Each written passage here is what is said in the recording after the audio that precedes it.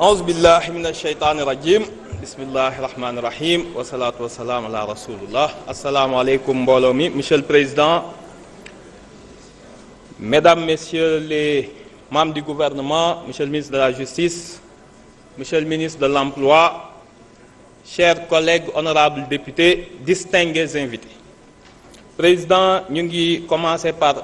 ci weeru koor bi ñu génn baalu àq ñëpp di baalu àq ñëpp di ñaan yàlla nangul ñu sunuy jaamu yàlla sotti ci réew mi jàmm ak xéewal jàppale le président Bassirou Diomaye, le premier ministre Ousmane Sonko et leur gouvernement, yàlla may leen succès ci mission bi.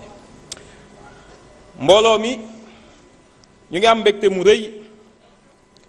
ak humilité bu rëy aussi di porter loi d'interprétation bi sur la loi d'amnistie bi ñu fi voté woon en 2024. damay am d'abord une pensée di ñaanal maître Khoureychi Ba, comme niñ ko fi waxe woon mu nekkoon nit ku baax bokk ci pool d'avocats yi nga xam ni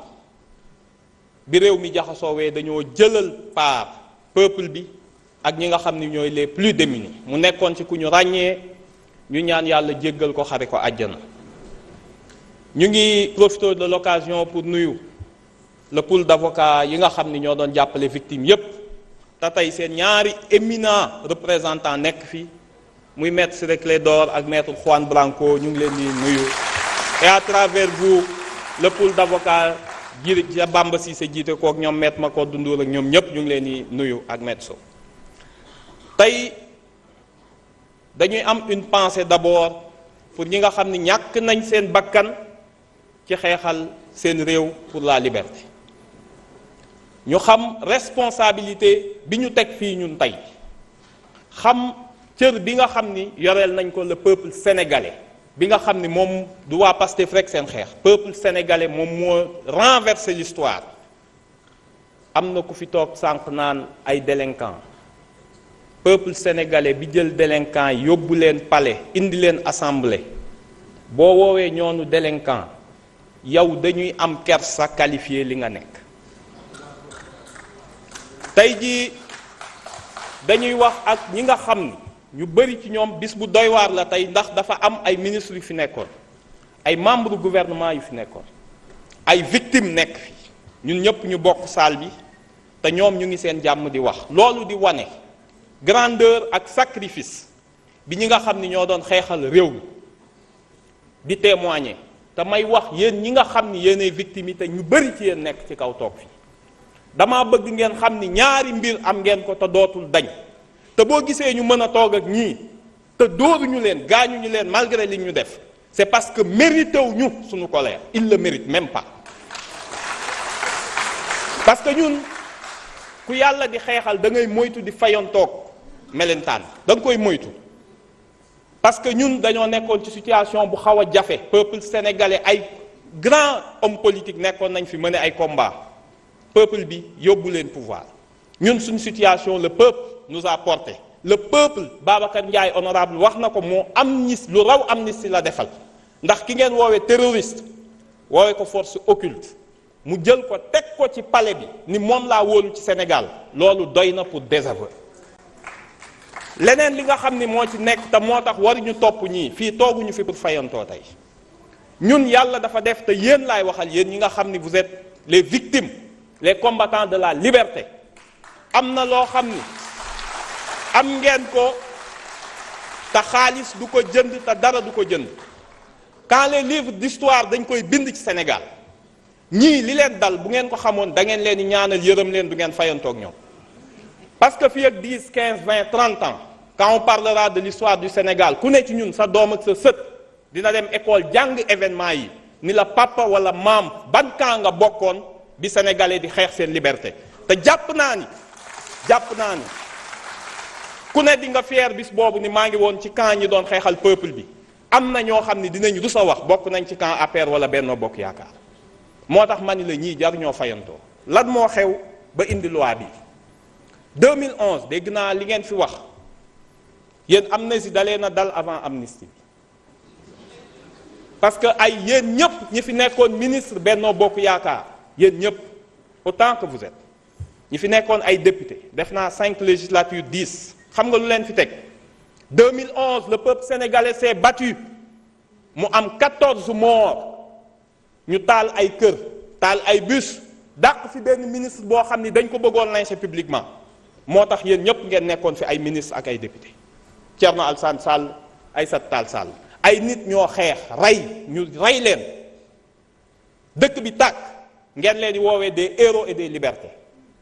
tey ngeen bokk kambee bëgg nit ñi ay délinquants lañ ay terroristes respecté leen ñiy xeex pour leur liberté parce que liberté boobu ñooñu faatu woon moo tax ngeen toog fii da ngeen gaaw a fàtte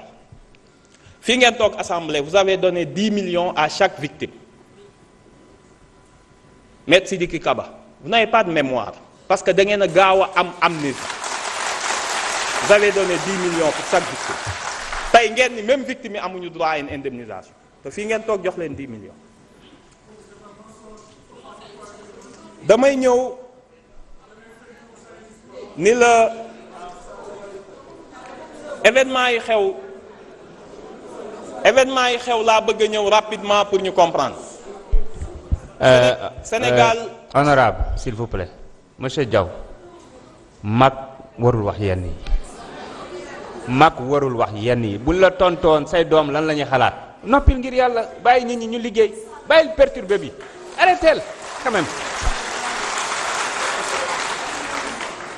damay ñëw wax ce qui s'est passé réellement ba indi loi d'amnistie bi parce que rappeler le contexte dafa baax bu ñu nekkee ak yéen. bi ngeen jiiñee benn homme politique dans la tradition bi ngeen am di éliminer ngeen am lu ngeen ko jiiñ tuumaal ko l'histoire donnera raison à qui que dossier ba taxoon ngeen di sonal nit ñi faat bakkan yi fan la mujj ci corruption de la jeunesse yéen a ko disqualifier seen bopp ci koo xam ni teewul donc jaru ko woon. Dès le lendemain le ministre de l'Intérieur Antoine Diome daat ni ñi doon xeex dafa am ay forces occultes yu leen infiltré identifié daal ni day dénoncer des actes de nature terroriste foofu ngeen commencé seen rhétorique bi leen permettre après état d'exception bi ngeen am ak le permis de tuer fan ngeen ko jële ngeen bind benn mémorandum bi ngeen bind sur les événements de mars yéen a ngi ko publier avril muy document 24 pages boo xam ni kan moo ko c'est un document officiel du gouvernement sénégalais parce que c'est l'unité d'impression de la présidence moo yore copyright bi donc document officiel ngeen wax ci ñaari mbir bi Antoine Diome ne dafa am ay forces occultes le 4 avril les forces de défense et sécurité weddi ko ci ngeen commencé abandonner FDS yi ndax dans ce document à la page 6 et 7 li ngeen ci wax lu leer la da ngeen ni musu leen jox ordre kenn mu tirer sur les manifestants fa ngeen njëkkee commencé seetal seen bopp à la page 6 dem leen ci à la page 7 de ce document ngeen ni yéen de da ngeen ni mettre en place une commission d'enquête ana commission d'enquête ba c'était en 2021 ñu passé 2021 on arrive aux événements de juin 2023 foofu am solo parce que c'est un tournant aussi ñu def conférence gouvernement premier ministre Amadou Ba jiite ko Ismaïla Madior Fall toog ministre de la justice ministre de la défense nekk fa Abdou Karim Fofana nekk fa et le ministre de l'intérieur Abdou Karim Fofana ni les nervis c'est des gens qui voulaient défendre leur quartier loolu la wax c'est des gens qui voulaient défendre leur quartier bi ñu leen acculé Antoine Diome defaat déclaration le 4 juin daal ni waxoon naa y avait des forces occultes et des nervis ci dëkk bi ñoo xam ni ñoom ñoo tiré sur la population ngeen may weddi tey gis ngeen ko on a vu les images à la télé maître Aïssata Tall Sall daal di dem parlement européen ñu yabal ko fa mu ne Sénégal li fa xew laa leen di nettali ñu ne ko lan la devant le parlement européen mu ne sa population son peuple bi nekkoon en révolte en réalité et ce sont ces termes dafa am ay forces yu leen dugg tapis dans des mouvements salafistes qui veulent s'emparer du pays et mettre à terre la République contexte bi dafa am solo pareegu leen ngeen dem bind un livre blanc histoire dafa baax ñu koy rappeler lépp li may wax ay documents la livre blanc sur les événements de juin bi ngeen demee lan ngeen wax il y a des forces occultes yoo xam ni ils ont tiré sur les manifestants, ils ont tiré sur les forces de l'ordre yéen a ko bind yéen a ko wax. mais ngeen teg ci mbir mu xaw a doy waar bi ngeen pare ngeen ni y a eu que 15 morts. On est en 2023 dans un document officiel du gouvernement tudde ko livre blanc sur les événements de juin ngeen ni y a eu que 15 morts. lii mooy le contexte. lu tax ngeen voté loi bi baax taxul déedéet da ngeen a xëy reporter élection président Macky Sall dafa reporter élection devant la pression de la communauté internationale parce que li mu doon liggéey moo doon 3e mandat ñépp xam nañ ko. musuñoo publier laaj bi mu laaj conseil constitutionnel ni ko ndax mën naa def 3e candidature conseil bi ni ko déedéet mënoo ko mu reporter élection yi daa di dem woote dialogue Pastef demul cohérence su Pastef demul. ci dialogue ba lañ ni day def amnistie biñ ñëwee mu ne day voter amnistie waa Pastef ni ko ñun ñu ngi lay déglu ci sa amnistie yaag sa dialogue demuñu ñun reporté wuñu ay élection amnistie bi ngay voter lu leer lañ lay laaj lan lañu wax sur les crimes de sang parce que au début li mu ci bëggoon def c'était d'abord les crimes économiques gars yi ni leen Covid bi du ci bokk de moo tax ngeen bind loi bu bon dinaa ci ñëw tuuti may rappeler contexte bi ba pare donc bi ngeen ñëwee ngeen xam ni reporter élection foog ngeen teg dara ci table bi il fallait des mesures d'apaisement loolu moo tax te lu tax mu teg amnistie bi en attendant la décision du conseil constitutionnel parce que li mu bëggoon mooy te voteel ngeen ko mu toogaat 1 an ba le 15 décembre 2024 bu toogoon ba 15 décembre 2024 ci la doon permettre mu gagner 1 an de présidence mën a préparer la relève te bu boobaa lu mu ñu diggoon dinañu nax lii mooy contexte bi saraxuñ leen ñaanuñu leen santuñu leen bi ngeen ko indee question bi ñu leen posé commission moom lañ leen posé fii en plénière est-ce que les crimes de sang ci lañ bokk du haut de quelle autorité xamuñu ko madame la ministre mii fi teewoon dem commission ni acte de torture bokkul ci loi bi ñépp dégg ko c'est dans le rapport de la commission c'est un élément factuel yàlla ci baaxam indi lu tax problème interprétation am ndax coow li yàgg naa bëri mu dem 7TV bërki dem boo njaay ku mu neex nga dem seetaan mu ne les actes de torture li ma waxoon du dañ elle est constante dans ça acte de torture yi bokkul ci loi bi waaye ñi ñu rey ak ñi ñu faat ci la bokk ava weesuwul loolu ñu ne ko defal ndànk yow devant un juge lan moo indi interprétation te abrogé wuñu mais benn juge mënula xam ni ngeen tëggee loi bi lan moo ci bokk ak lan moo ci bokkul ndax yéen ni ngeen bindee loi d'amnistie bi baaxul amnistie loi bi juróomi article ngeen ci sànni fàtte ngeen sax ku bëgg am na koo xam ni sañ naa wax bëgguma amnistie loolu la ñuy wax le droit à une révision bu la neexee nga ni bëgguma amnistie man j'étais innocent ñu ubbiwaat sa procès da ngeen koo fàtte ci texte yi ñun waxuñoo ak yéen en réalité on parle avec le conseil constitutionnel parce que dégg naa ñu bëri ñu ne da ngeen waroon saisir conseil constitutionnel ngeen laaj lu ñuy laaj conseil constitutionnel da ngeen a fàtte ni conseil constitutionnel wax na ci amnistie avec la loi Ezzan mais du ngeen lire texte yi ñu bind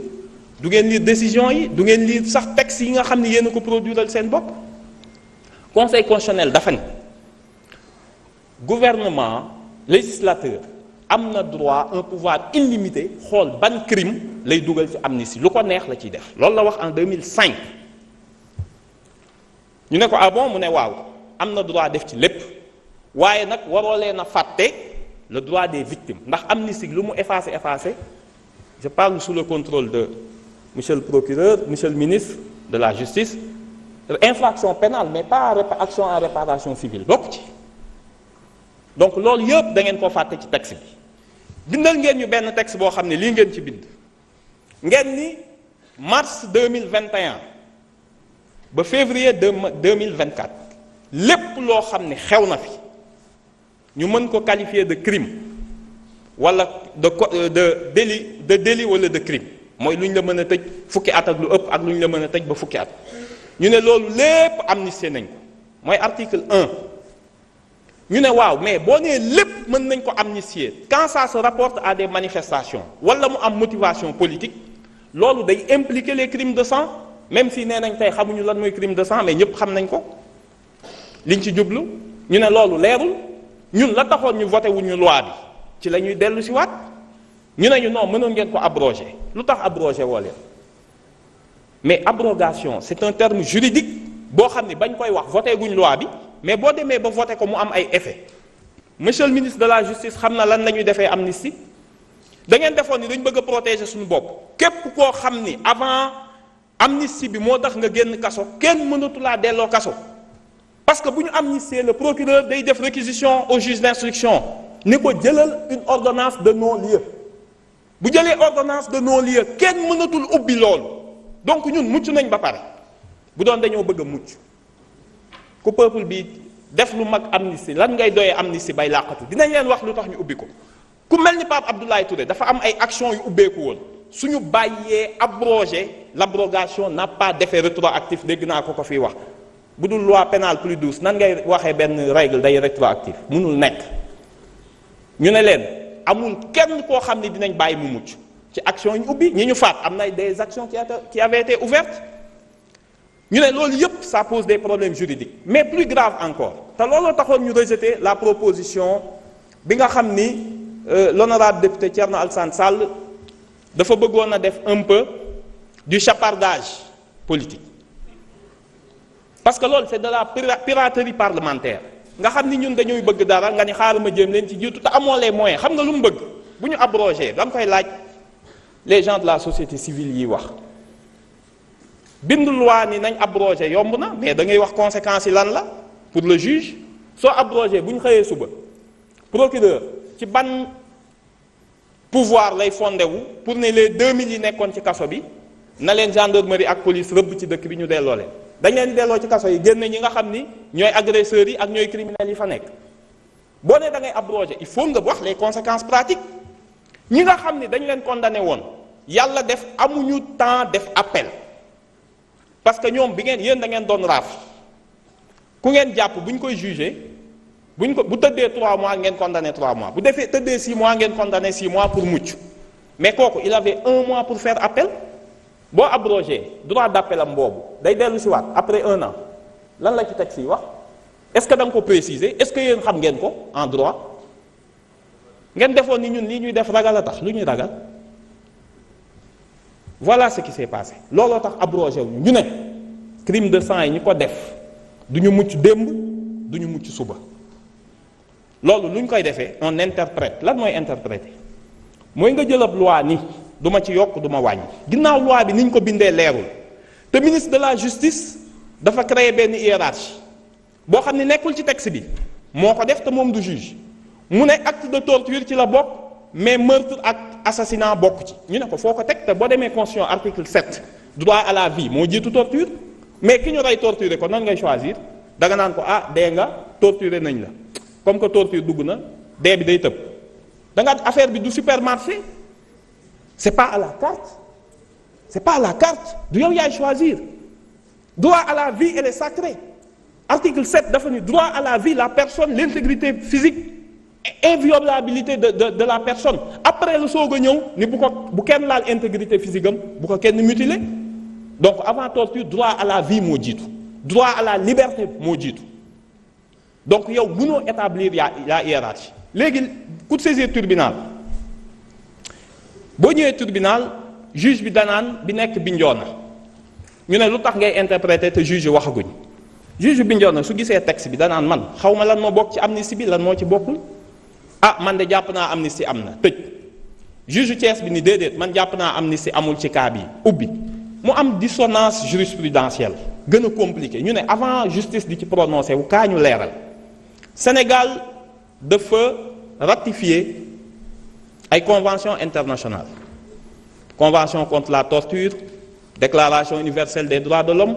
nga xam ni ci constitution bi la nekk charte africaine des droits de l'homme suñ préambule la nekk pacte international des droits civils et politiques loolu lépp consacré liñ la wax ni ay droits fondamentaux de la personne la muy le droit à la vie le droit à la liberté le droit de ne pas subir de traitement inhumain dégradant ak l'interdiction de la torture ñu ne loolu ay normes de jus cogens la lu muy tekki mooy ay normes impératives maanaam même bu dee ay état dañoo dajale ci traité bëgg ci déroger droit international nee na mënul ne li ngeen déroger c'est nul waxuma la ak nag nga bëgg ko jaarale par une loi. ñu ne CEDEAO, Cour européenne des droits de l'homme, Cour interaméricaine des droits de l'homme, ñoom ñëpp dañoo dajaloo maase daal ni désormais amnistie mënatul concerner les atteintes aux droits fondamentaux de l'homme. réew moo xam ni dangaa jël amnistie nit ki nga xam ni victime la wala ay ayant droit munoo leen am un recours effectif au niveau des tribunaux, maanaam boo saisiree tribunal bi danaan la amnistie moo am, moo tax mënuñu ko examiner. nee na boo ñëwee ci man dañ lay condamné, te bu ñu lay condamné condamnation bu metti la ñuy teg sa kaw. tey jii bis bu ñu bàyyi woon seen abrogation bi am wala ñu bàyyi amnistie bi jàll, ñi nga xam ni dañoo faat seeni doom bis bu ñu demee CEDEAO, président Baré Mayna Sara ayant droit mi bi ñu fa demee bi ñu condamné état du Niger ni ko amnistie warul tax nga ni moom amul recours effectif, xam nga ñaata lañ condamné état du Niger ci benn cas 435 millions. ñu ne ko sa soxna 75 millions, say doom juróomi doom ku nekk 50 millions, daa di jël 12 frères et sœurs ku nekk ñu jox la 10 millions. benn cas 400 millions, ñun 80 lañ am de mort. su ñëpp demee CEDEAO ak ñi ñu torturé ñaata la ñuy fay? dañuy condamné Sénégal 10 milliards te ngeen toog fii. loolu mënul nekk. moo tax communauté internationale foowul ci amnistie. beneen bi nga xam ne am na bala ngaa def amnistie ñoom ñëpp dañoo juboo ci dara. ñu ne amnistie avant enquête est une loi prématurée. ñu teg ci ni c'est une loi suspecte, fondamentalement suspecte bu dee dañ koo def avant enquête. ñu xëy ni salaamaaleykum ngeen ni force de l'ordre yi ngeen ni visé. yéen a ko wax. yéen a tuddoon force occulte, action terroriste, tapis dans des mouvements salafistes, seen champ lexical la, seen vocabulaire. ngeen bëgg a ñëw tey ñu ne salaamaaleykum ngeen ni FDS yi la. FDS yi ak magistrat yi ñu ngeen doon wax ñun dañ leen a jéppi, dañ leen a bañ, dañ leen a ngeen ni da ngeen leen di défendre fii. président Diomaye, président Ousmane Sonko dañoo jël ministre de la défense jox ko un ancien militaire, jël ministre de l'intérieur jox ko un ancien gendarme, jël ministre de la justice jox ko magistrat. jàpp naa ni ku mën a défendre FDS yi ba gën a crédible le ministre de la justice, le ministre de la défense ak le ministre de l'intérieur amul, du yéen. ñun ñoo jox cër force de l'ordre. dafa fekk bu ñu nee magistrat yi am na ñu dëng, ministre de la justice taxul ñu koy wax, du moom la ñuy waxal. donc bu leen nax seen bopp, du yéen yéene leen défendre. ñii lu bëgg a dal ci seen anciens ñi ñu daan nekk ñoom jàpp naa ils sont mieux, ils sont plus aptes à les défendre. li nga xam ni moo fi nekk monsieur le ministre de la justice, loi bi dañ koy voter parce que buñ ko voté wul on aura la censure des tribunaux internationaux. lii moo ko indi. interprétation bi bu amul Sénégal du jóg ci dem CEDEAO, du jóg ci dem instance Nations Unies, te yéen du leen muccal. yéen ñi def torture xanaa xamu leen yaa une compétence universelle, képp koo xam ni da ngaa torturer dëkk boo dem mën nañ la faatoo. donc yéen du ngeen mucc fii, bu ngeen muccee fii du ngeen mucc fële, même bu ngeen dawee.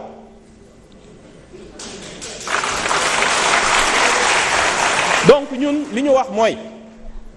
musuñoo bañ, dañu ni loi bi li mu wax dafa leer, moom la Pastef mës a wax, moom la peuple sénégalais mës a wax. les assassinats, rey, faat bakkan, torture, traitement inhumain dégradant, disparition forcée de personnes bokkul ci loi bi. quelle que soit motivation ñanay, indifféremment de leurs auteurs. loolu jeexal na wax. kan ngay nëbb? nañ bàyyi yoon leeral kan moo doon faat bakkan. mais yow kan moo doon faat bakkan rek nga ni ñun nga bëgg a viser. lu ngeen di nëbb amu fi, te dafa am leneen lu am. boo leen dénier un droit en recours effectif, li ngeen comprendre dul justice transitionnelle day dox ci ñeenti fànn. bi ci ëpp mooy boo bëggee justice am, paix sociale am, il faut que victime yi ñuy wax investigation, droit à l'investigation, kooku procédure bi mënta ñàkk. ñu enquête, ñu juger, ñu sanctionner, ñu réparer, am bu am solo ñu am une garantie de non répétition. loolu mooy lan? ñun liñ paree soxla ci loi bi bu paree, wax naa la 2011 dañoo faat ay bakkan pour ngeen ñëw ci nguur gi. ñun bëggatuñu kuy ñëw ci nguur di ñuy faat ay bakkan. dañuy changer toutes les procédures dañuy fexe à partir de cette loi et de cette justice ba nit ñi xam situer responsabilité mais ce qui est plus important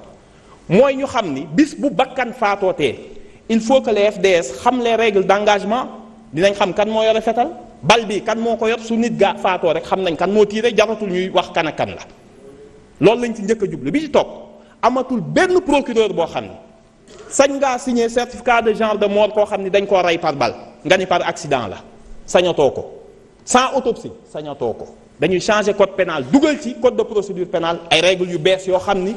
manifestation bu amatee mënoo ko def manifestation bu amatee dinañ protéger les médecins ba nga xam ni doo ko forcer mu bind ay termes yoo xam ni da ngaa damm baatu nit ki mu ne kii da doon geesu baat bi xaw a kale parce que loolu moo fi am. pourquoi ñu am 15 morts officiellement ñëpp xam ni 86 la parce que da ngeen a suul ay nit xam ngeen ni tey seen yaram yàqu na Sénégal fan lay jëlee ay moyens pour ubbi leen xool kan ak kan moo ko rey li ngeen def xam ngeen ko bu baax a baax victime yi pour ñu defaru il faut ñu delloo leen àq ak yelleef boobu moo tax loi bi dinañ ko voter avec fierté te xam ngeen ci dara. Je vais essayer de résumer un peu en français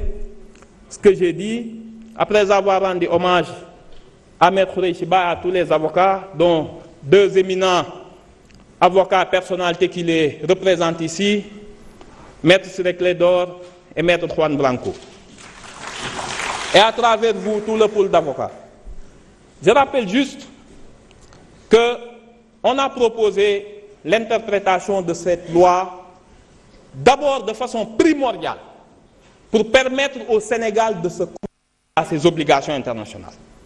Vous savez, on peut saisir le Conseil constitutionnel pour demande d'avis. Le Conseil constitutionnel l'a dit et répété, même dans la loi Ezzan. Il n'est pas compétent pour apprécier la conventionnalité. C'est-à-dire qu'il ne peut pas apprécier la conformité d'une loi à un traité international, à une convention internationale comme le cas de la torture. Si vous déférez cette loi, vous demandez au Conseil constitutionnel est-ce que la loi d'amnistie est conforme à la Convention contre la torture, qui est une norme de droit international. Il vous dira je suis incompétent. La loi organique sur le Conseil constitutionnel me donne seulement la compétence pour apprécier la conformité d'une loi à la Constitution, mais pas la conformité d'une loi à un engagement international. C'est par reconnaissance que vous dites qu'il faut demander l'avis du Conseil constitutionnel. Ce but de ce texte interprétatif n'est ni d'ajouter quoi que ce soit, n'est pas de désigner des responsables, mais de préciser le champ d'application de la loi d'amnistie pour permettre aux juges d'avoir une jurisprudence uniforme. Chaque infraction, chaque acte, chaque fait constitutif de violation de droits de l'homme porte sa propre motivation.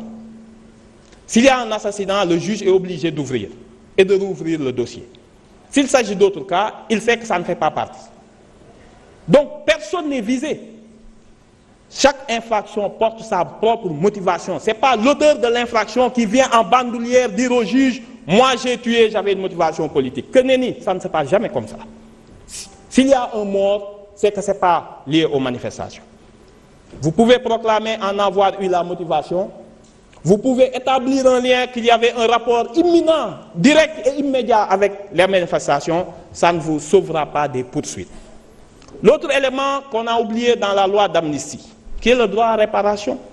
Toute loi d'amnistie qui n'a pas prévu de droit à réparation est présumée nulle et non avenue ab initio, vous le savez mieux que nous.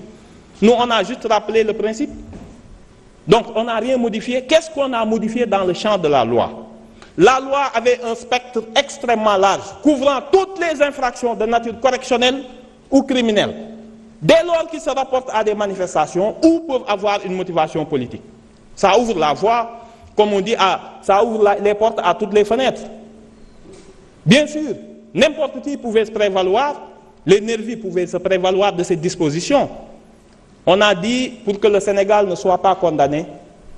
devant les instances internationales,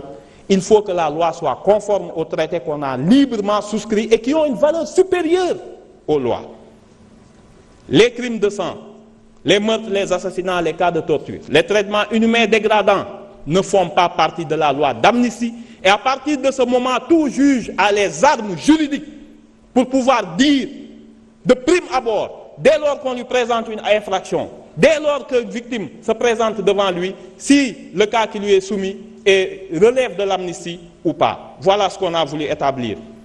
On fera le pardon après, mais l'obligation de non-répétition nous oblige à cette loi d'interprétation. Merci. Merci beaucoup, honorable.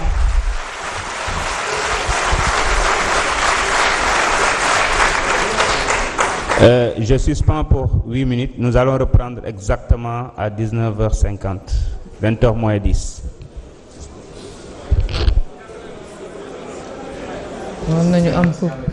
Alors, de retour sur le plateau de Grande Gueule Petit Boko, format édition spéciale, on peut dire que ni ci noonu la ñu nekk depuis tout à l'heure jëm ci loi bi nga xamante ne moo ñeel wàllub interprétation bu amnistie bi ñu fas yéene ko voté ci assemblée nationale. En attendant ñuy jël pause ba 19h50 dans la ñuy reprendre li nga xamante ne moom moo di waxtaan yi